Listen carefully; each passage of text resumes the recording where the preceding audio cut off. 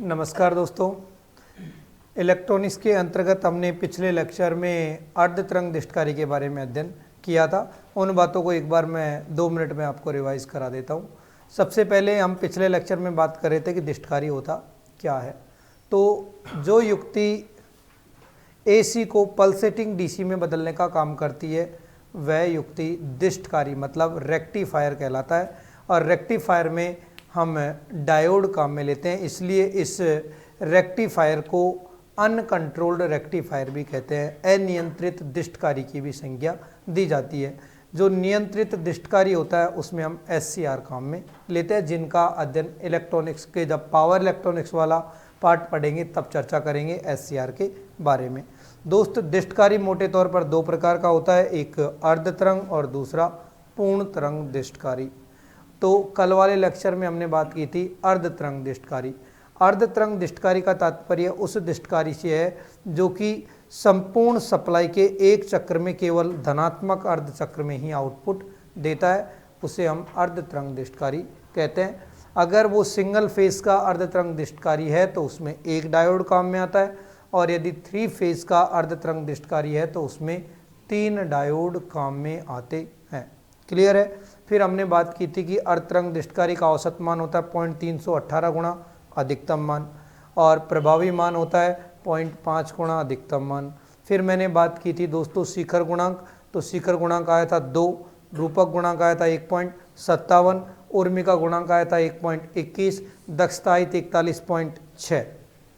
ठीक है, तो ये सारी बातें हमने की थी। जो रिपल की आवृत्ति होती है वो सप्लाई आवृत्ति के बराबर होती है, और पीक इन्वर्स वोल्टेज होता है वो हमारी सप्लाई वोल्टेज के अधिकतम मान के बराबर होता है। पिछले लेक्चर के अगर शॉर्ट में अगर समरी समझना चाहूँ तो कुल इतनी ही बातें होंगी कि नहीं होंगी। आज की क्लास में जो बात करेंगे वो बात करेंगे पूर्ण तरंग दृष्टकारी। पूर्ण तरंग दृष्टकारी, अंग्रेजी में इसे बोलते हैं full wave rectifier. In short इसे बोलते हैं FWR। तो बात करते हैं कि पूर्ण तरंग दृष्टकारी का तात्पर्य क्या है। तो दोस्त, वह दृष्टकारी जो हमारी AC सप्लाई के दोनों अर्ध चक्र में आउटपुट प्रदान करता है उसे हम क्या कहते हैं, पूर्ण तरंग दृष्टकारी। जो केवल एक चक्र के आधे मतलब संपूर्ण सप्लाई के केवल आधे चक्र में आउटपुट देता है वो अर्धतरंग दृष्टकारी, और जो संपूर्ण सप्लाई के दोनों अर्ध चक्र में आउटपुट देता है वो कहलाता है पूर्ण तरंग दृष्टकारी। कहने का क्या मतलब हुआ कि वह दृष्टकारी जो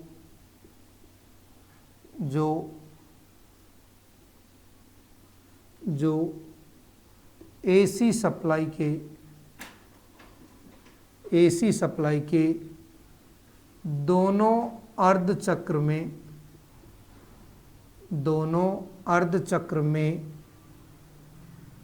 आउटपुट प्रदान करता है कॉमा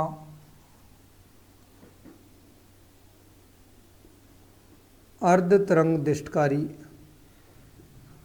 माफी चाहता हूँ, दोनों में प्रदान करता है तो वो क्या कहलाएगा, पूर्ण तरंग दृष्टकारी कहलाता है। तो जो दोनों अर्धचक्र में काम करेगा वो पूर्ण तरंग दृष्टकारी, केवल आधे चक्र में काम करेगा वो अर्धतरंग दृष्टकारी। मतलब आधे में आउटपुट दे और आधे में ना दे तो अर्धतरंग, और जो पॉजिटिव अर्धचक्र और नेगेटिव हाफ साइकिल दोनों में देगा वो कौन सा कहलाएगा, पूर्ण तरंग दृष्टकारी। तो पूर्ण तरंग दृष्टकारी भी कितने प्रकार के होते हैं, 2 प्रकार के। लिखो, पूर्ण तरंग दृष्टकारी, और शॉर्ट में लिखना चाहो तो डायरेक्ट FWR लिख लो ताकि पेज कम भरेंगे। तो पूर्ण तरंग दृष्टकारी 2 प्रकार के होते हैं। 2 प्रकार के होते हैं। इसमें से पहले की चर्चा करूंगा तो वो होता है मध्य निकासी बिंदु पूर्ण तरंग दृष्टकारी, अंग्रेजी में बोले तो सेंटर टेप पूर्ण तरंग दृष्टकारी। और दूसरा वाला होता है दोस्तों सेतु दृष्टकारी, अंग्रेजी में बोलते हैं बेटा ब्रिज रेक्टिफायर। दोनों के बारे में अभी डिटेल से चर्चा करेंगे कि centre tap full wave rectifier क्या होता है और ब्रिज रेक्टिफायर क्या होता है। ओके, हाँ जी, तो एक बार आप लोग इस टॉपिक का नाम डाल लो। सबसे पहले बात करेंगे सेंटर टेप की, आफ्टर दैट बात करेंगे ब्रिज रेक्टिफायर के बारे में। ओके, तो एक बार देखिए आप लोग, मैं यहाँ पर पॉइंट टू पॉइंट एक एक के बारे में चर्चा करूँगा।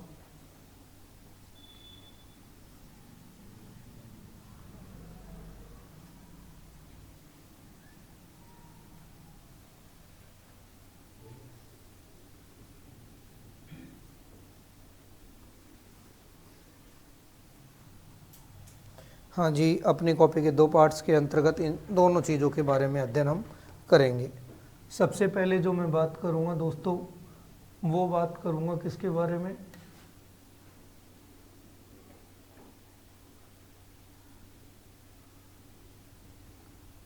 मध्य निकासी बिंदु FWR, मतलब फुल वेव रेक्टिफायर, और वो भी कौन सा, मध्य निकासी बिंदु के बारे में।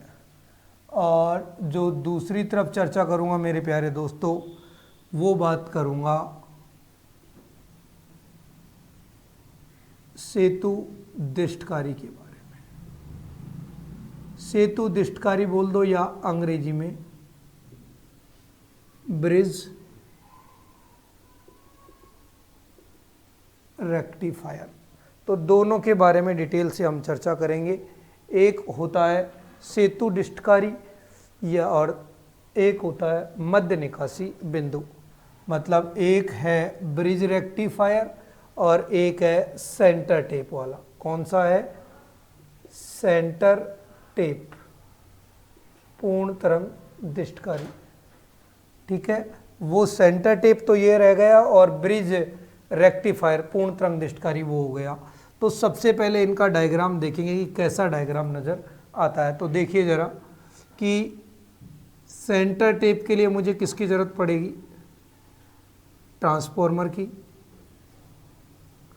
तो दोस्त यह मैंने क्या दी है, एसी सप्लाई, यह मेरी एसी सप्लाई है और यह रहा मेरा ट्रांसफॉर्मर।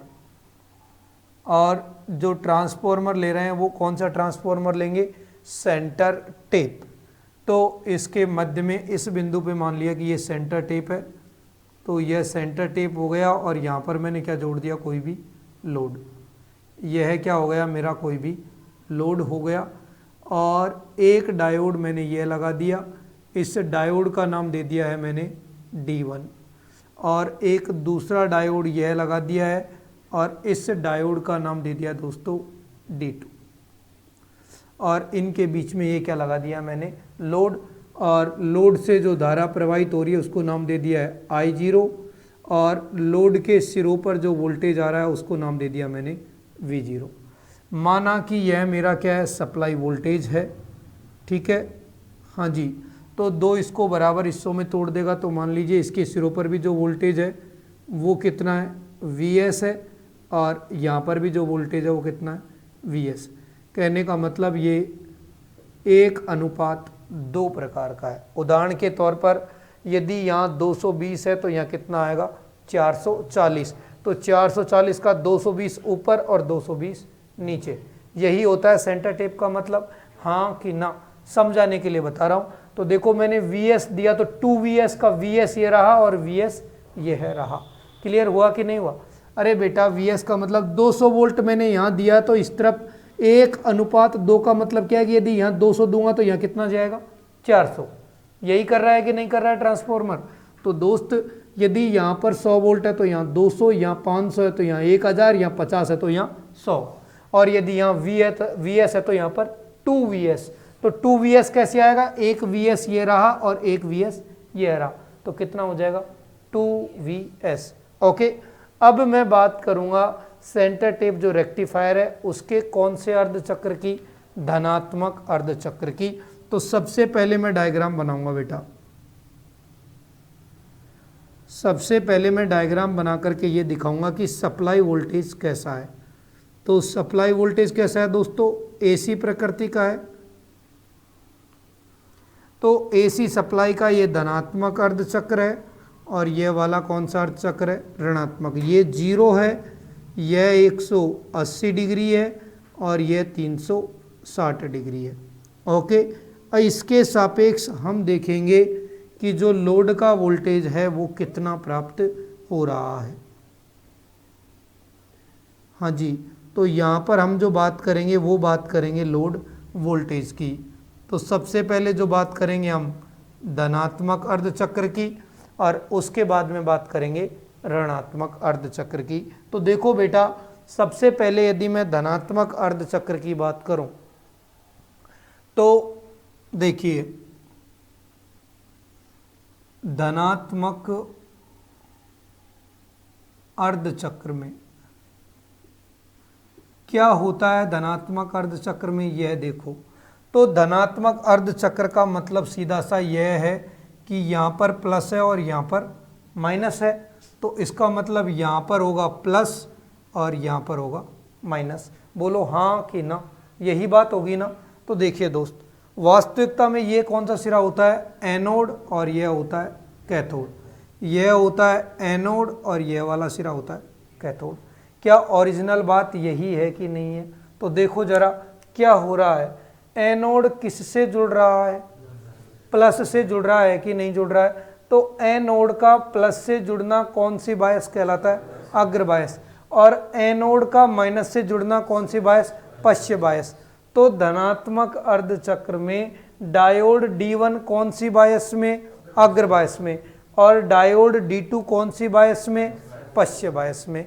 तो जो अग्र बायस में होगा किसकी भांति, बंद कुंजी की भांति, और जो पश्च बायस में होगा वो खुली कुंजी की भांति।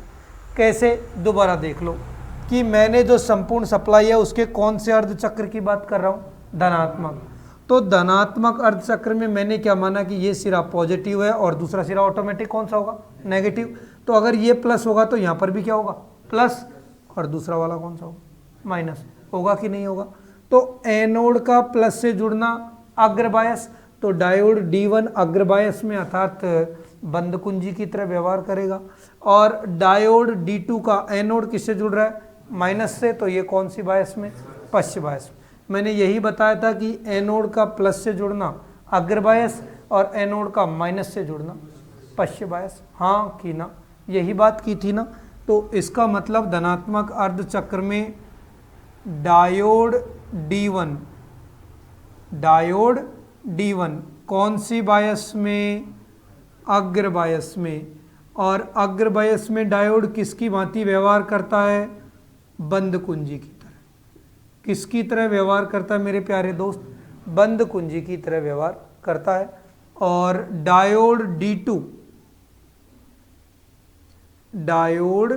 D2 कौन सी बायस में है, पश्च बायस में है, और पश्च बायस में डायोड किसकी भांति, खुली कुंजी की तरह व्यवहार करता है। तो क्या जो बात कही गई है वो यही है क्या कि यह तो क्या हो जाएगा, खुल जाएगा। डायोड D2 वाला परिपथ तो क्या हो गया, खुल गया, और डायोड D1 वाला जो परिपथ है वो क्या हो गया, इस प्रकार से सप्लाई से जुड़ गया। कहने का मतलब अगर देखा जाए तो देखो प्लस कहाँ पर आ गया, इसके प्लस पर, और ये तो सेंटर बिंदु है, तो यहाँ एक तरीके से इसका प्लस और इसका माइनस, तो इसका प्लस और ये इसका माइनस बनेगा कि नहीं बनेगा, प्लस माइनस, यही बात आएगी कि नहीं आएगी। तो दोस्त माइनस माइनस पे आ गया और प्लस प्लस पे आ गया। क्या डायोड D2 काम कर रहा है क्या? नहीं, तो इसका तो कोई मतलब नहीं रहा। तो Vs की Vs सप्लाई किस पे आ गई? लोड पे। कहने का मतलब जो Vs वोल्टेज है वो किस पर आ गया है? लोड पे। अरे देखो तो देखो, ये पॉइंट इसके बीच में कुछ जुड़ थोड़ी रहा है, नहीं, ये प्लस पे ही तो आके जुड़ रहा है, और ये किस पे आके जुड़ रहा है? माइनस पे। तो जो सप्लाई है वैसी की वैसी किस पे आ रही है? लोड पे। क्या कोई चिन्ह बदल रहे हैं क्या? नहीं बदल रहे हैं। तो हमारी जो आउटपुट सप्लाई आएगी वो कुछ इस प्रकार की आएगी कि नहीं आएगी? ठीक है, तो यह चर्चा कौन से अर्धचक्र की हुई है? धनात्मक अर्धचक्र की। अब मैं बात करूंगा दोस्तों कौन से अर्धचक्र की? ऋणात्मक अर्धचक्र के बारे में, मतलब नेगेटिव हाफ साइकिल। इसी बात को अब फिर से दर्शाने की कोशिश करता हूं आप लोगों के सामने में कि ये D2 था और यह कौन सा था? D1 था। देखो भाई एक बार बात को गौर से, तो ऋणात्मक अर्धचक्र में जो प्लस वाला है वो तो कौन सा हो जाएगा? माइनस का। अरे ऋणात्मक अर्धचक्र में जो प्लस वाला है वो तो माइनस का, और माइनस वाला किसका हो जाएगा? प्लस। इसका मतलब अब यहाँ पर आएगा माइनस और यहाँ पर आएगा प्लस।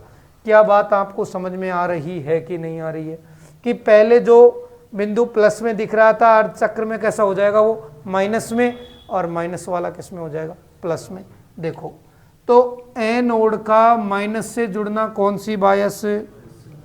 एनोड का माइनस से जुड़ना पश्य बायस। तो डायोड D1 कौन सी बायस में? पश्य बायस में। तो इसका मतलब क्या हुआ कि डायोड D1 पश्य बायस में, और पश्य बायस में डायोड किसकी तरह व्यवहार करता है? खुली कुंजी की तरह। तो खुली कुंजी की तरह व्यवहार करने का सीधा सा मतलब यही है क्या कि ये परिपथ कुछ इस प्रकार का नजर आएगा? बोलो हाँ कि ना। अब देखो एनोड का प्लस से जुड़ना कौन सी बायस? एनोड का प्लस से जुड़ना कौन सी बायस? अग्र बायस। कहने का मतलब डायोड D2 कौन सी बायस में है? अग्र बायस में है। और अग्र बायस में डायोड किसकी तरह व्यवहार करता है? बंद कुंजी की तरह व्यवहार करता है। तो बंद कुंजी की तरह व्यवहार करने का तात्पर्य क्या यही है क्या कि यह कुछ इस प्रकार से क्या हो जाएगा? शॉर्ट।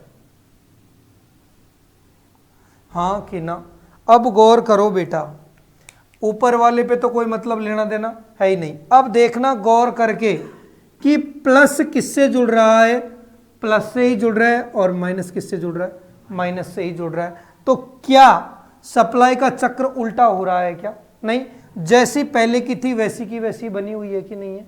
देख लो, प्लस प्लस से ही तो जुड़ रहा है। अगर प्लस माइनस की तरफ जाता तो इसका मतलब चक्र कैसा हो जाता? उल्टा। कहने का मतलब जो पहले चल रहा था वैसा का वैसा ही आएगा, मतलब माइनस में नहीं जाएगा। सही बात है कि नहीं है? अगर ये प्लस माइनस पे जाता तो इसका मतलब मामला क्या हो रहा है? उल्टा। लेकिन प्लस किस पे जा रहा है? प्लस पे ही, मतलब संपूर्ण सप्लाई वैसे के वैसे मेंटेन है।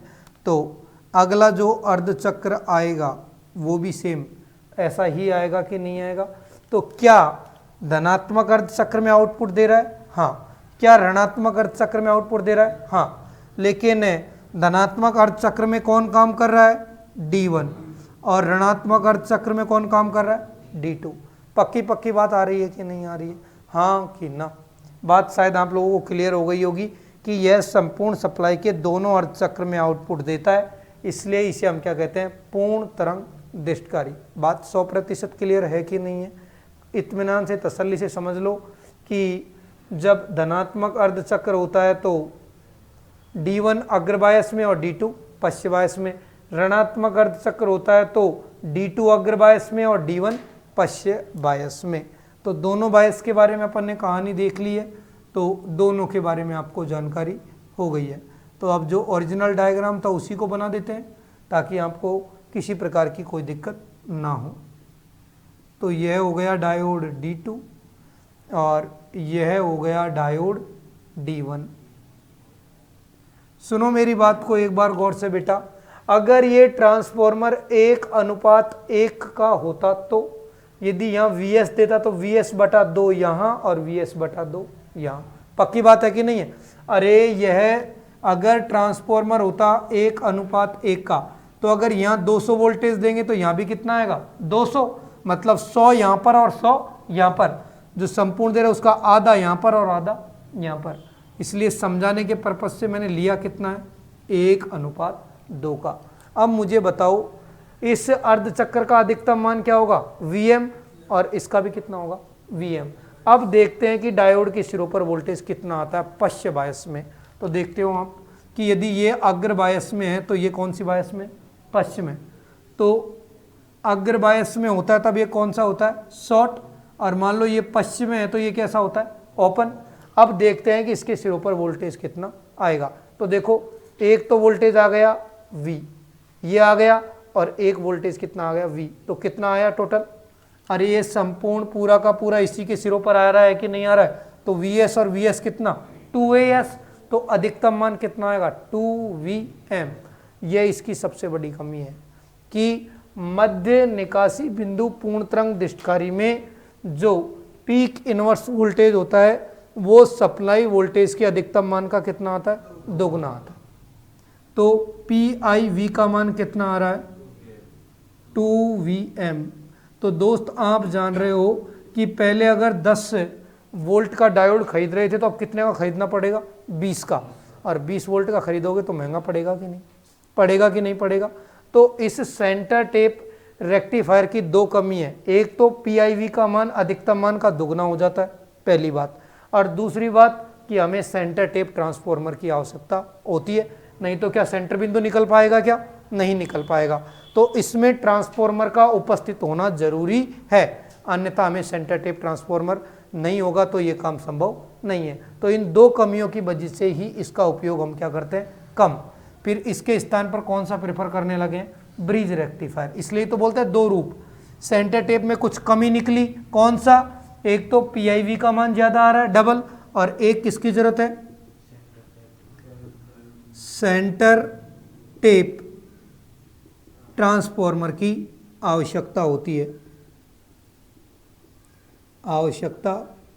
है, इसलिए मध्य निकासी बिंदु पूर्ण तरंग दृष्टिकारी को काम में कम से कम लेते हैं, क्योंकि ट्रांसफॉर्मर खरीदोगे तो महंगा पड़ेगा।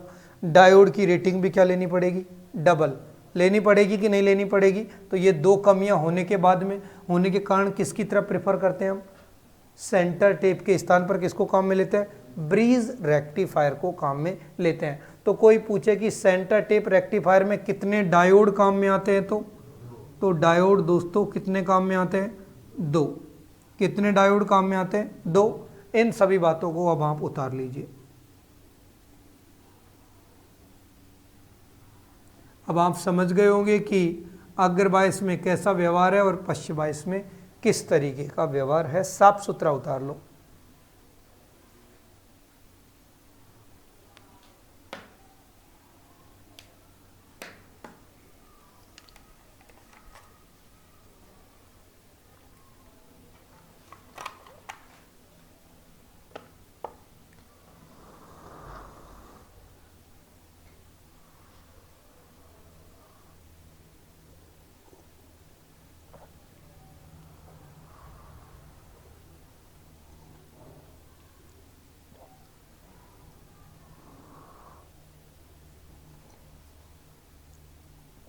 तो डायोडों की संख्या कितनी जरूरत पड़ रही है? 2। PIV का मान क्या आ रहा है? मैक्सिमम वोल्टेज का दोगुना, और सेंटर टेप ट्रांसफॉर्मर की रिक्वायरमेंट होती है। ठीक है।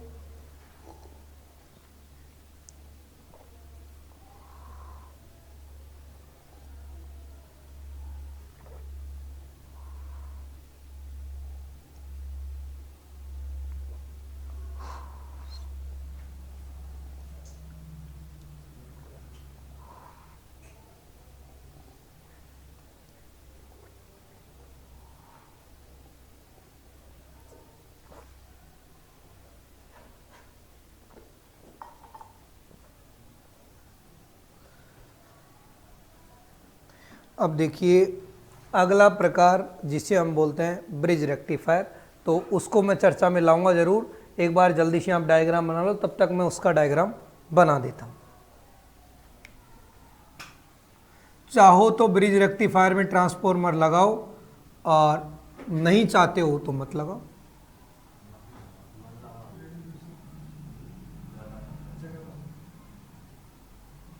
समझाने के लिए बता देता हूं कि भैया आवश्यक वोल्टता को स्टेप अप और स्टेप डाउन करने के लिए ट्रांसफॉर्मर काम में लेते हैं, अन्यथा इसकी कोई ज़रूरत नहीं है। तो यहाँ पर वोल्टेज क्या है, ये Vs, ओके।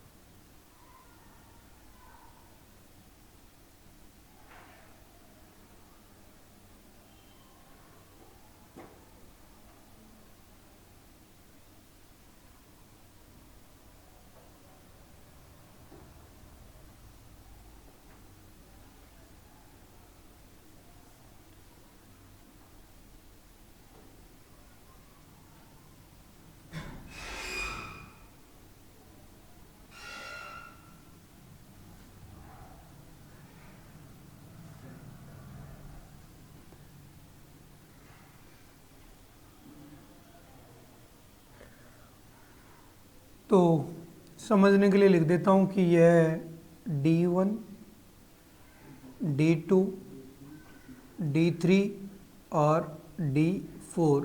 अब आप सब समझ गए होंगे कि यह वाला हिस्सा होता है ये एनोड और ये कैथोड, ये एनोड, ये कैथोड, ये एनोड और ये कैथोड। और तो दो सिरों के बीच में तो क्या लग गए, हमारी सप्लाई। तो कोई दो के बीच में क्या लगाना पड़ेगा मुझे, लोड। भाई तुमने इन दो बिंदुओं पे तो क्या लगा दी, सप्लाई। तो अभी दो ही तो बचे हैं भाई, ब्रिज में चार ही तो बनते हैं, दो के बीच में तो क्या लगा दी, सप्लाई। तो बचे हुए कितने हैं, दो। इन दो के बीच में क्या लगाना पड़ेगा, लोड।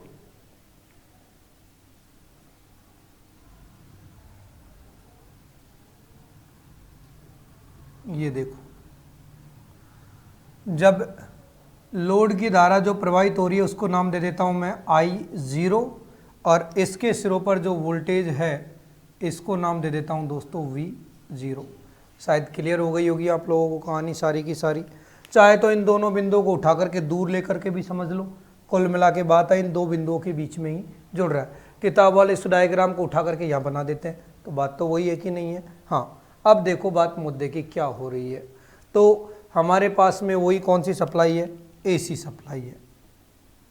तो यह बना ली मैंने कौन सी सप्लाई, AC सप्लाई। और सप्लाई वोल्टेज को नाम दे दिया मैंने Vs।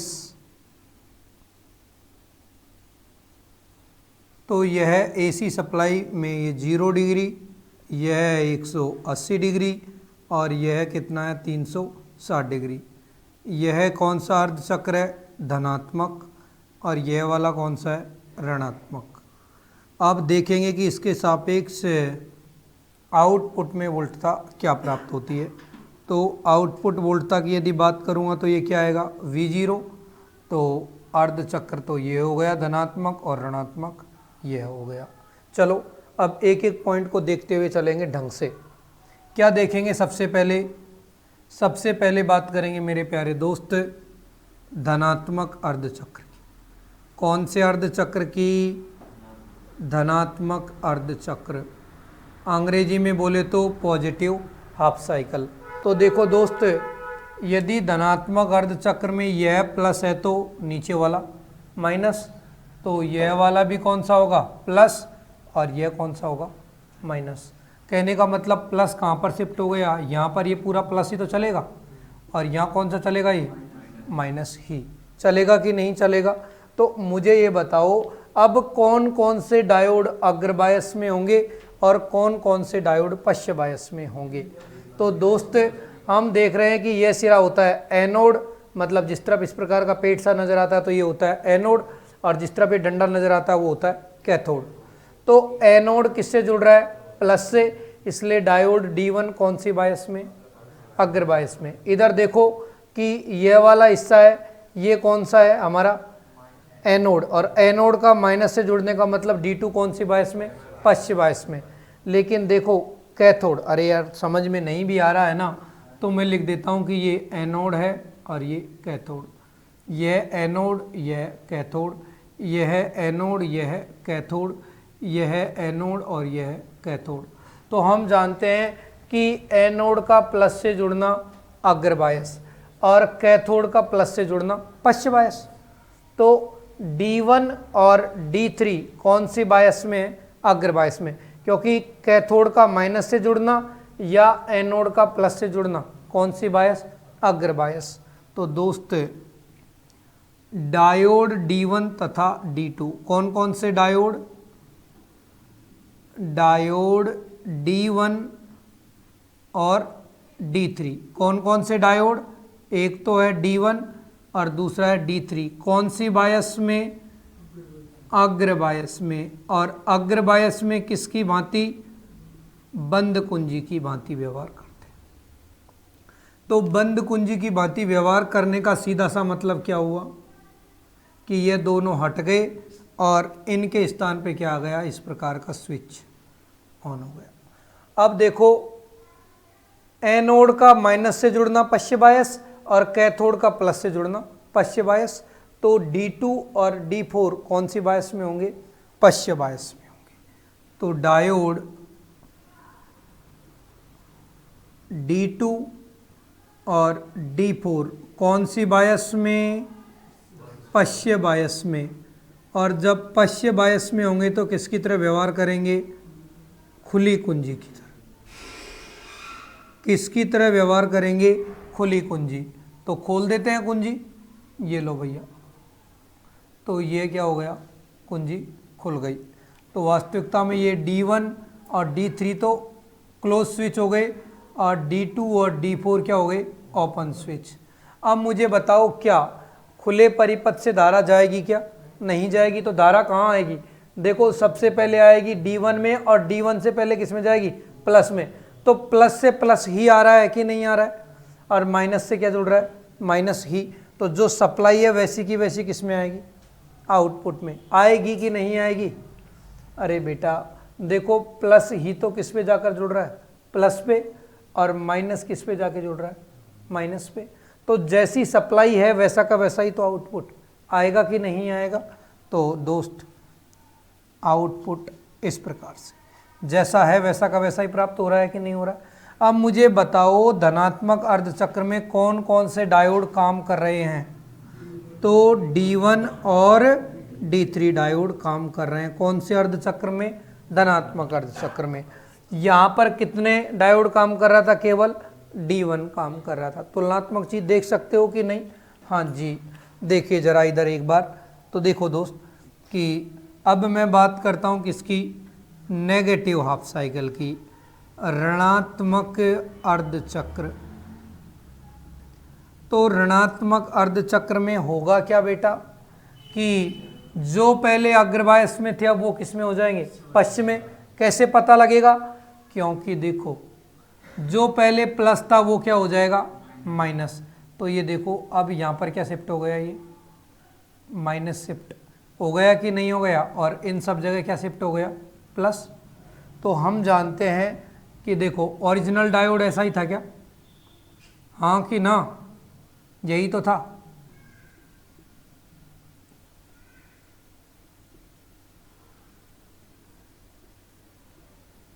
ये देखो, तो देखो, एनोड माइनस से जुड़ना मतलब D1 कौन सी बायस में? पश्च बायस। और कैथोड का प्लस से जुड़ना मतलब D3 पश्च बायस में। तो D1 और D3 अब कौन सी बायस में होंगे? पश्च बायस में। तो D1 और D3 कौन सी बायस में? पश्च बायस में। और पश्च बायस में किसकी भांति? खुली कुंजी की भांति। किसकी तरह व्यवहार करते हैं? खुली कुंजी की तरह। तो खोल देते हैं कुंजी को। लो, खोल दी। हमको क्या दिक्कत है? खुल गया कि नहीं खुल गई कुंजी? हाँ जी। अब डायोड D4 को देखो, तो देखो कैथोड का माइनस से जुड़ना अग्रबायस और एनोड का प्लस से जुड़ना भी अग्रबायस। तो D2 और D4 कौन सी बायस में?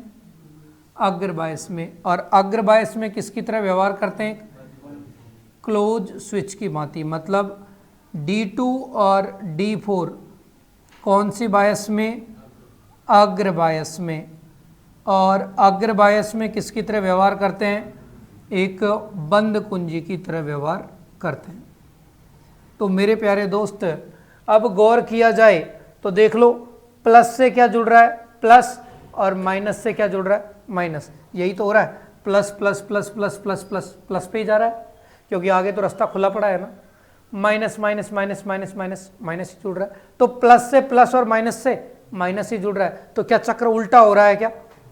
अरे क्या चक्र उल्टा हो रहा है क्या? नहीं, जैसा था वैसी सप्लाई मेंटेन रहेगी। हाँ कि ना? अरे भाई ये देखो, प्लस प्लस प्लस प्लस ही तो जा रहा है, तो क्या सप्लाई जो पहले इस तरह से बनी थी वैसी की ऐसी तो रहेगी कि नहीं रहेगी? अगर यहां पर माइनस आ जाता तो इसका मतलब पहले की तुलना में क्या हो जाता? उल्टा। तो दोस्त यहां पर कौन कौन से डायोड काम कर रहे हैं? D2 और D4।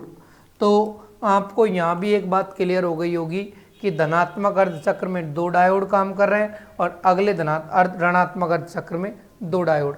कुल मिला के जो सेतु दिष्टकारी में अगर मैं गौर करूं तो अब मुझे ये बताओ कि चाहे D1 D3 अग्रबायस में हो, चाहे D2 D4 अग्रबायस में हो, देखो अगर गौर करना चाहूं तो ये कुछ ऐसा ही है क्या? खुलने का मतलब ऐसा ही तो खुलेगा, हाँ कि ना? तो ये तो थोड़ा सा जिगजैग करके सीधा करके देखेंगे हम। तो जो सप्लाई वोल्टेज है वो पूरी की पूरी किसके सिरों पर जा रही है? लोड के सिरों पर जा रही है कि नहीं जा रही है? तो देखा जाए तो जो पश्चिम बायस में वोल्टता आएगी वो किसके बराबर आएगी? हमारी जो सप्लाई वोल्टता के अधिकतम मान के बराबर ही आएगी कि नहीं आएगी? कहने का मतलब पीक इनवर्स वोल्टेज किसके बराबर होगा? Vm के बराबर ही होगा कि नहीं होगा? हाँ कि ना? अरे वो की वही तो चीज आ रही है, पूरी की पूरी सप्लाई तो आ रही है यहाँ पर, और वहां पर क्या हो रही थी? Vm और Vm 2Vm हो रहा था कि नहीं हो रहा था? तो देखो एक फायदा पड़ गया यहाँ पर कि अगर यहाँ डायोड 20 वोल्ट रेटिंग का लेना पड़ेगा तो यहाँ डायोड कितना? 10 का ही लेना पड़ेगा कि नहीं पड़ेगा? तो डायोड का आकार घट गया, कीमत घट गई। और दूसरी चीज, ट्रांसफार्मर की यहाँ कोई आवश्यकता नहीं है यदि आवश्यक वोल्टता हमारे पास में उपलब्ध है। मान लो 24 वोल्ट का डायोड है तो 24 वोल्ट की सप्लाई है, तो कोई ट्रांसफार्मर की जरूरत नहीं है। अब यहाँ जितनी सप्लाई उपलब्ध है तब भी ये काम नहीं करेगा जब तक कि हमें क्या प्राप्त नहीं हो जाए? Centre tap. तो यहाँ ट्रांसफार्मर का उपलब्ध होना जरूरी है, यहाँ ट्रांसफार्मर का उपलब्ध होना कोई जरूरी नहीं है। बना लीजिए इस बात को। तो डायग्राम को साफ सुथरे शब्दों में दोबारा से बना देता हूँ ताकि 100% क्लियरिटी आ जाए। यहाँ से ये तो बेसिक थियोटिकल चीज़ें हैं। जो क्वेश्चन बनते हैं वो डायरेक्ट ही बनते हैं कि हमारे यहाँ पर कितने डायोड काम में आएंगे और यहाँ पर शिखर व्युत्क्रम वोल्टेज कितना होता है, इसमें कितने डायोड काम में आते हैं, कितना। ये सिर्फ कार्य प्रणाली है कि वास्तविकता में हमारा रेक्टिफायर काम कैसे करता है। तो रिटर्न में कोई ऑब्जेक्टिव क्वेश्चंस में यहाँ से थियोटिकल क्वेश्चन कम बनते हैं। जो थियोटिकल क्वेश्चन बनेंगे वो वही बनेंगे, औसत मान, प्रभावी मान, रूपक गुणांक, शिखर गुणांक, उर्मिका गुणांक, दक्षता और रिपल फ्रीक्वेंसी, इनसे जुड़े हुए क्वेश्चन आएंगे। अब मुझे बताओ सप्लाई का कितना चक्र है? 1, लेकिन आउटपुट में कितने चक्र आ रहे हैं? 2। 2 कैसे साहब? सेम चीज का वापस से रिपीट होना क्या कहलाता है? 1 चक्र। तो एक तो ये हो गया और एक ये हो गया ना। गुरुजी ये भी तो 2 है ना, यहां से स्टार्ट हो रहा है, देखो ये माइनस में जा रहा है, सेम वापस से यहां से प्लस में स्टार्ट होगा, तब अगला चक्र के बारे में बात करेंगे। तो देखो सप्लाई का 1 चक्र है और आउटपुट के कितने चक्र हैं? 2। कहने का मतलब रिपल की आवृत्ति सप्लाई आवृत्ति की कितनी होती है? डबल। तो हम यूं कह सकते हैं क्या कि जो रिपल फ्रीक्वेंसी है, जो रिपल की फ्रीक्वेंसी है वो सप्लाई फ्रीक्वेंसी का क्या होती है? डबल होती है। अगर मैं इसमें भी देखूंगा तो वही आ रही है कि नहीं आ रही है? सप्लाई का 1 चक्र और रिपल के कितने चक्र आ रहे हैं? 2। भाई चक्र का मतलब जानते हो कि समान चीज का वापस से आना, तो 1 और 1 2, 2 बार समान चीज आ रही है कि नहीं आ रही है? 1 चक्कर और यहाँ नीचे कितने मिल रहे हैं? 2। तो यहाँ पर भी अगर कोई पूछेगा कि रिपल की फ्रीक्वेंसी कितनी होती है, तो सप्लाई फ्रीक्वेंसी का दुगना। तो अर्धतरंग दिष्टकारी में रिपल फ्रीक्वेंसी सप्लाई फ्रीक्वेंसी के बराबर होती है, जबकि पूर्णतरंग दिष्टकारी में रिपल फ्रीक्वेंसी सप्लाई फ्रीक्वेंसी का डबल होती है, चाहे वो सेंटर टेप हो चाहे वो ब्रिज टाइप हो। क्लियर है ना? चल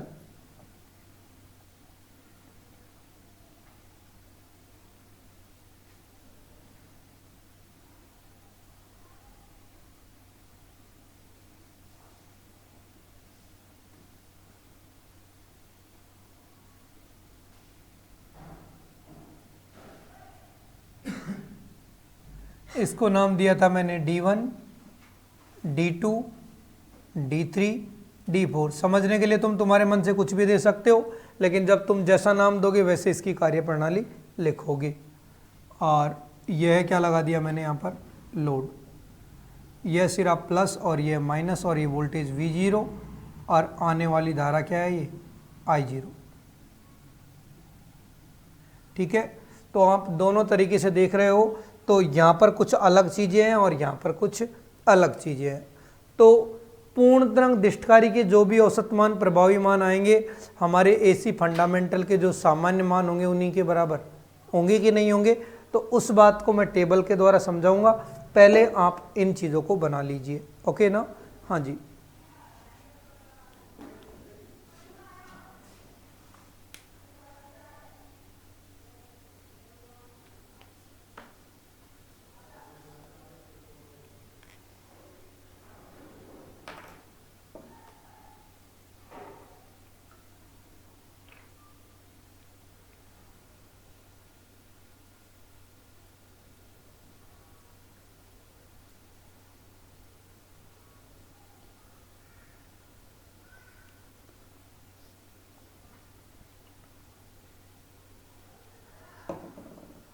अब जो कल वाली बातें की थी कि इसका औसत मान, प्रभावी मान, रूपक गुणांक, शिखर गुणांक, तो अब हम उनको डायरेक्ट टेबल के माध्यम से समझ लेंगे। क्यों?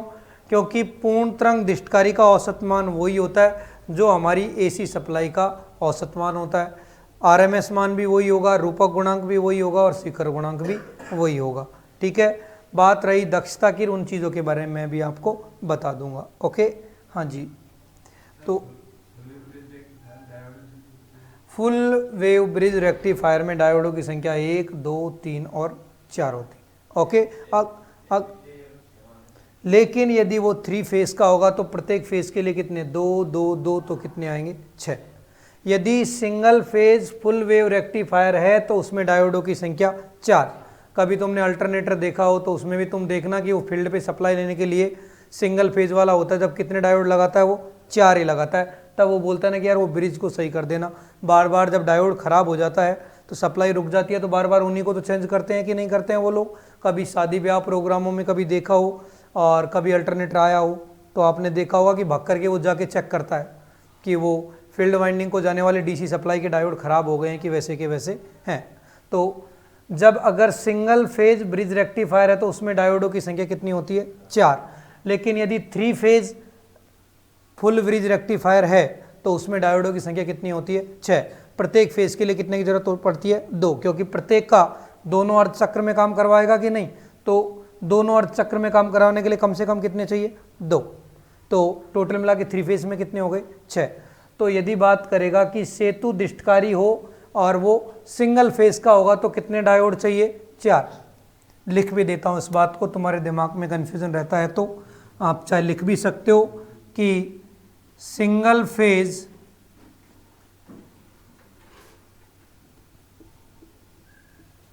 सेतु दिष्टकारी, तो सिंगल फेज सेतु दिष्टकारी में डायोडों की जरूरत पड़ती है, वो कितनी पड़ती है दोस्तों, 4। लेकिन यदि ये बोले कि 3 फेज ब्रिज रेक्टिफायर है, कौन सा, 3 फेज ब्रिज रेक्टिफायर, तो 3 फेज ब्रिज रेक्टिफायर में दोस्तों डायोडों की जो जरूरत पड़ती है वो कितनी होती है, 6।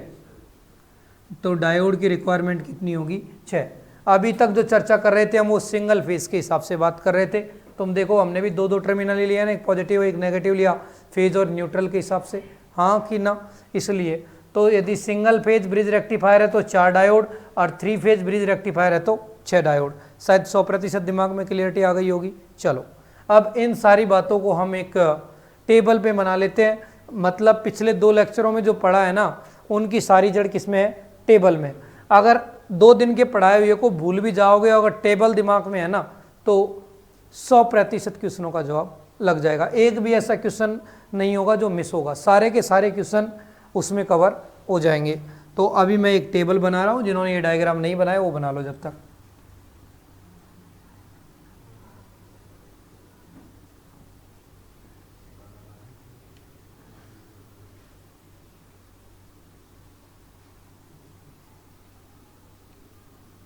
तो देखा जाए तो हमारे पास में जो centre tap bridge rectifier centre tap full wave rectifier है, इसी में देखा जाए तो वास्तविकता में ट्रांसफार्मर की आवश्यकता पड़ती है। बाकी अन्य में देखा जाए तो यदि आवश्यक वोल्टता है तो हमें ट्रांसफार्मर की कोई आवश्यकता नहीं है।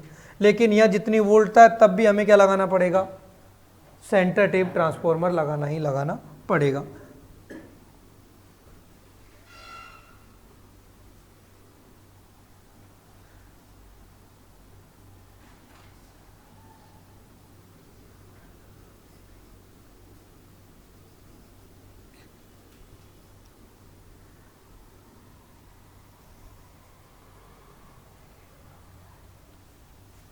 तो दो तीन चीज़ें अपन ने देख ली यहाँ पर कि ब्रिज रेक्टिफायर में रिपल फ्रीक्वेंसी सप्लाई फ्रीक्वेंसी का डबल होती है, सेंटर टेप में भी रिपल फ्रीक्वेंसी सप्लाई फ्रीक्वेंसी का डबल होती है। लेकिन एक खास बात जो दोनों में अलग है कि ब्रिज रेक्टिफायर में जो शिखर व्युत्क्रम वोल्टेज होता है वो सप्लाई वोल्टेज के अधिकतम मान के बराबर होता है, जबकि सेंटर टेप में क्या होता है, सप्लाई वोल्टेज के अधिकतम मान का दोगुना होता है, जिससे डायोड का आकार बढ़ जाता है और डायोड की कीमत भी बढ़ जाती है। ब्रिज रेक्टिफायर में सेंटर टेप ट्रांसफार्मर की कोई आवश्यकता नहीं होती है, जबकि centre tap full wave rectifier में सेंटर टेप ट्रांसफार्मर की सख्त आवश्यकता होती है, अन्यथा वो डायोड वो जो रेक्टिफायर है वो प्रॉपर तरीके से काम नहीं करेगा। तो देखो भाई, अब मैं एक टेबल बना रहा हूँ।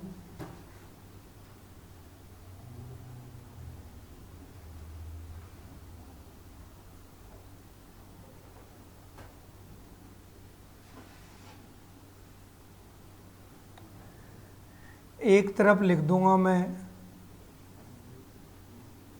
दिष्टकारी और एक तरफ लिख दूंगा इनके गुणधर्म, क्या क्या चीज़ें हैं और क्या क्या चीज़ें नहीं हैं इनके बारे में।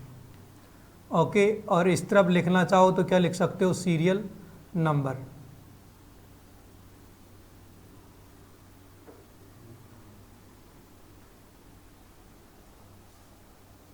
देखो, सबसे पहले मैं लिखूंगा बेटा अर्ध तरंग दिष्टकारी। कौन सा, अर्ध तरंग दिष्टकारी। और उस तरफ लिखूंगा पूर्ण तरंग दिष्टकारी के दोनों रूप। एक होता है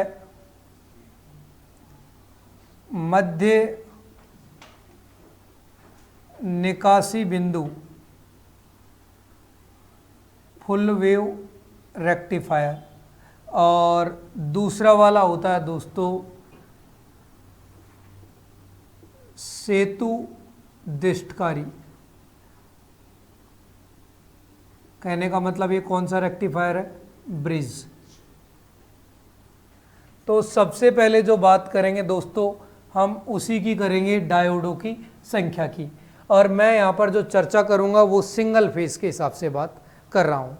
जो अभी यहाँ पर बातें लिखूंगा डायोडों की संख्या, वो किसके आधार पर बात कर रहा हूँ, मैं सिंगल फेज के आधार पर बात कर रहा हूँ। तो कोई दिमाग में डाउट पैदा नहीं होना चाहिए। तो पहली बात है वो किसके बारे में बात कर रहा हूँ, डायोडों की संख्या, और सिंगल फेज के आधार पे। तो कितने डायोड चाहिए यहाँ पर, एक, सेंटर टेप में कितना, 2, और ब्रिज रेक्टिफायर में कितना, 4। लेकिन ब्रिज रेक्टिफायर में जब वो बात करे 3 फेज के लिए तो दिमाग में लिख लेना कि 3 फेज के लिए कितने, 6। भाई किसी को दिमाग में फिर भी कन्फ्यूजन रहता है तो लिख सकते हो। और 3 फेज के लिए कितने चाहिए होते हैं यहाँ पर, अर्ध तरंग के लिए 3 डायोड। तो बात ये होती है कि बाद में जाके कन्फ्यूजन रहता है। तो एक्चुअल में तो सिंगल फेज के आधार पे बात करूंगा तो अर्ध तरंग में 1, सेंटर टेप में 2 और ब्रिज वाले में कितने, 4 लगाने। क्लियर है कि नहीं है। कई बार ऐसे बोल देता है कि पूर्ण तरंग दिष्टकारी में कितने डायोड काम में आते हैं, तो बच्चा सोचेगा कि 2 लगाऊं कि 4 लगाऊं, तो जवाब डायरेक्ट कितना लगाना है, 4 ही लगाना है। क्यों, क्योंकि इसका उपयोग कम करते हैं, उपयोग किसका करते हैं, ब्रिज रेक्टिफायर का ही उपयोग करते हैं। क्लियर है कि नहीं है। तो जिसका उपयोग होता है तो उसी को तो लिखा जाएगा ना। अब बात करते हैं औसत मान की। अब जो बात करेंगे वो किसकी करेंगे दोस्तों, औसत मान। तो दोस्तों औसत मान यदि मैं धारा के लिए बात करूं तो अर्धतरंग दिष्टकारी का कितना आया था 0.318 इंटू IM। दोस्त सेंटर टेप और ब्रिज रेक्टिफायर दोनों ही कौन से हैं, पूर्ण तरंग दिष्टकारी हैं, और पूर्ण तरंग दिष्टकारी का औसत मान हमारी AC सप्लाई के औसत मान के बराबर होता है। और AC सप्लाई का औसत मान कितना होता है 0.637। तो कितना आएगा यहाँ पर औसत मान 0.637 इंटू IM। यहाँ पर भी वही मान आएगा कि अलग आएगा, वही मान आएगा, क्योंकि दोनों कौन से दिष्टकारी हैं, पूर्ण तरंग दिष्टकारी हैं। तो वोल्टेज के रूप में लिखोगे तब क्या लिखोगे 0.318 इंटू VM, और यहाँ पर कितना लिखोगे 0.637 इंटू VM।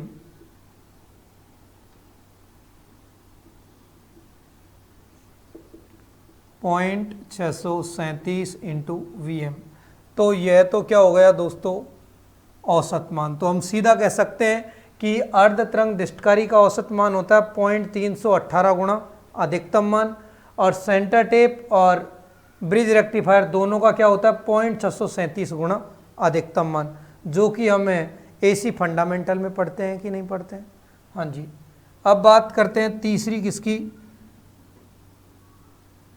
प्रभावी मान की। प्रभावी मान बोल दो, या बेटा दूसरा नाम क्या होता है RMS मान। और इसके लिए कल हमने निकाला था RMS मान होता है 0.5 इंटू IM। वोल्टेज के लिए बात करूँगा तो 0.5 इंटू VM। ओके, हाँ जी। और इधर मैं यदि बात करूँगा तो क्या आएगा यहाँ पर IRMS का मान क्या आएगा, तो हमारी AC सप्लाई का RMS मान कितना होता है 0.707।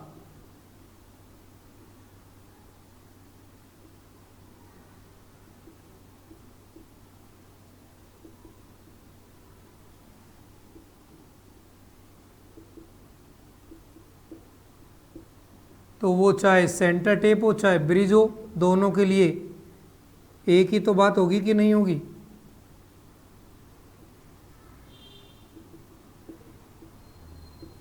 तो यह तुम लोग AC फंडामेंटल में रटते भी हो कि RMS मान होता है 0.707 गुणा अधिकतम मान, और औसत मान होता है 0.637 गुणा अधिकतम मान। ओके, तो यह दो बातें और हो गई हैं। अब आगे की चाय पे चर्चा करते हैं, और वो चर्चा है दोस्तों रूपक गुणांक। रूपक गुणांक को हम क्या कहते हैं अंग्रेजी में फॉर्म फैक्टर, और दूसरा नाम और क्या होता है इसका आकृति गुणांक। तो दोस्त अर्धतरंग दिष्टकारी के लिए कल हमने निकाला था कितना मान आता है 1.57, लेकिन सेंटर टेप के लिए और दोनों फुल वेव के लिए कितनी वैल्यू आती है 1.11। कितनी आती है दोस्तों 1.11 मान आता है। साहब ये कहाँ से लिख रहे हो, ये वाली चीज़ें आपने हमको पढ़ाई नहीं है। दोस्त आपको AC फंडामेंटल के अंतर्गत ये चीज़ें पढ़ाई गई हैं कि औसत मान होता है 0.637 गुणा अधिकतम मान, और RMS मान कितना होता है 0.707 गुणा अधिकतम मान, और ये फॉर्म फैक्टर निकाला था वो कितना आता है 1.11। अब बात करते हैं अगली, और वो होता है शिखर गुणांक। शिखर गुणांक को पीक फैक्टर भी कहते हैं अंग्रेजी में। क्या कहते हैं पीक फैक्टर। ओके, तो इसका मान यहाँ पर कितना आया था पिछले लेक्चर में 2, और यहाँ पर जो KP का मान आता है वो कितना आता है दोस्तों 1.414। ये 4-5 एग्जामों में पूछा जा चुका है कि पूर्ण तरंग दिष्टकारी के लिए पीक फैक्टर का मान कितना होता है। किसका मान पीक फैक्टर का मान, तो 1.414। कैसे निकालोगे, तो दोस्तों RMS मान में औसत मान का भाग लगा देते हैं, तब तो आ जाता है रूपक गुणांक, और अधिकतम मान में कितने का भाग लगा देंगे हम RMS मान का। तो अधिकतम मान लो VM है, और ये भाग लगाया 0.707 इंटू VM, तो ये ऊपर जाएगा तो कितना बनेगा 1.414 ही तो बनेगा कि नहीं बनेगा। तो ये हो गया हमारा क्या शिखर गुणांक। और जो अगली टर्म्स है दोस्तों, और वो टर्म है दोस्तों ओर्मेका गुणांक। क्या होता है? ओर्मेका गुणांक। और ओर्मेका गुणांक यदि खोपड़ी में नहीं चढ़ती है तो अंग्रेजी वाला वर्ड जरूर याद रखना, रिपल फैक्टर। ज़्यादा शब्द अंग्रेजी वाला ही पूछता है। तो रिपल फैक्टर या ओर्मेका गुणांक का मान क्या होता है? तो कल हमने निकाला था कि रिपल फैक्टर का मान अर्धतरंग दिष्टकारी के लिए कितना आता है? 1.21। अब आप लोग निकाल के बताओ अभी कि सेंटर टेप हो चाहे ब्रिज वाला हो, इसका रिपल फैक्टर कितना आएगा? अभी निकाल के बताओ, क्योंकि कल मैंने आपको सूत्र बताया था कि फॉर्म फैक्टर का वर्ग -1 का रूट लेना है। बताइए आंसर कितना आ रहा है? मैं लिखूंगा जरूर, लेकिन सीधे छापने से कुछ मतलब नहीं है। निकाल के बताओ कितना आएगा। फॉर्म फैक्टर कितना है? 1.11 का वर्ग -1। हल करके दिखाओ कितना आ रहा है। क्या यही आ रहा है कि एक बार चेक करके तुरंत बताएं? एक बार मोबाइल से हल करके देखें और तुरंत बताएं कि क्या मान यही आ रहा है कि अलग आ रहा है। तो एक बार ये वैल्यू चेक करके बताओ कि इतनी आ रही है कि कुछ अलग आ रही है। तो रिपल फैक्टर का मान 0.48 होता है। कितना होता है? 0.48। प्लीज़ चेक इट, एक बार चेक कर लेना, कोई मिस्टेक हो तो मुझे बताना। ठीक है, एक बार देख लीजिए कि 1.1 का वर्ग करो, उसमें से 1 घटाओ और उस मान का क्या लो? रूट लो, और जब चेक करो कि 0.48 आता है क्या लगाता। ठीक है, तो ये 6 चीज़ें मैंने अभी तक लिखी हैं, इन एक बार उतारो, फिर आगे की और 5-6 चीज़ें और लिखेंगे। जल्दी से एक बार आप इसको उतारिए, फिर आगे की चीज़ें लिखेंगे।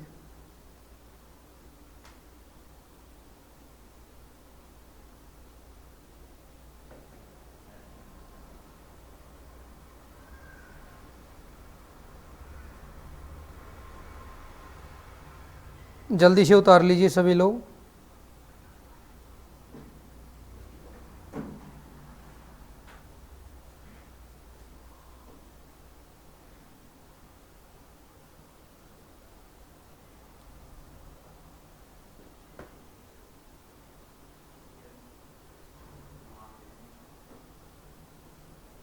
पॉइंट 48 ही आया होगा, आप लोगों ने चेक भी किया होगा तो 0.48 ही आएगा, क्योंकि जो मान है वो थोड़ी छुप सकता है, छुपने का कोई आसार नहीं है।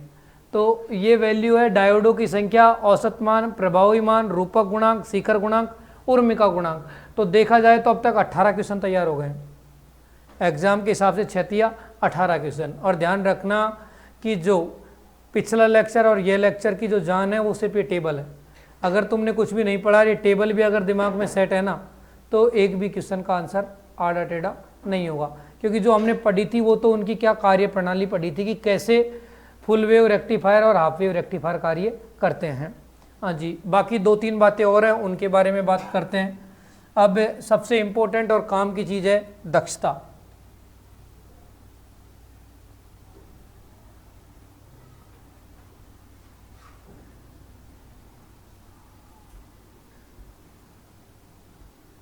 हाँ जी, दक्षता भी आप लोग निकाल के दिखाएं तुरंत। मेरे उत्तर लिखने से ही कुछ नहीं होगा, सीधी फोटोकॉपी करोगे तो कुछ बात बनने वाली नहीं है। दक्षता अंग्रेजी की भाषा में बोले तो इफ़िशियंसी, और कल हमने निकाली थी कि अर्धतरंग दिष्टकारी की इफ़िशियंसी होती है वो 41.6% होती है। चलो बताओ तो सेंटर टेप की कितनी होती है?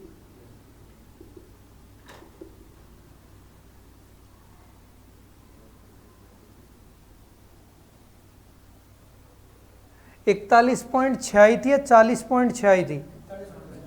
एक बार चेक करके देखते, शायद 41.6 ना हो करके मेरे हिसाब से 40.6 होगी वो। तो आई थिंक वो मिस्टेक था, आप लोगों ने निकाल के नहीं देखा, वो एक्चुअल में था 40.6। बाई मिस्टेक वो 41.6 हो रहा था, बट वास्तव में कितना था? 40.6। उसका डबल करोगे तो आएगी 81.2%। 81.2%। कल भी मुझे संशय था, लेकिन आप लोगों ने देखा नहीं, अब देखते ही मुझे पता लग गया। तो बोलते हैं कि पढ़ाई का ध्यान थोड़ा सा कम है। उर्मिका आवर्ती। उर्मिका आवर्ती को अंग्रेजी में कहते हैं रिपल फ्रीक्वेंसी। दोस्तों यहाँ पर जो रिपल फ्रीक्वेंसी होती है अर्धतरंग दृष्टिकारी में वो सप्लाई आवृत्ति के बराबर होती है, लेकिन पूर्ण तरंग दृष्टिकारी में रिपल फ्रीक्वेंसी सप्लाई फ्रीक्वेंसी का दोगुना। क्या होता है? सप्लाई फ्रीक्वेंसी का दोगुना होता है। ओके, तो यह मेन चीज़ थी। और एक लास्ट बात और बची हुई है, शिखर व्युत्क्रम वोल्टेज PIV।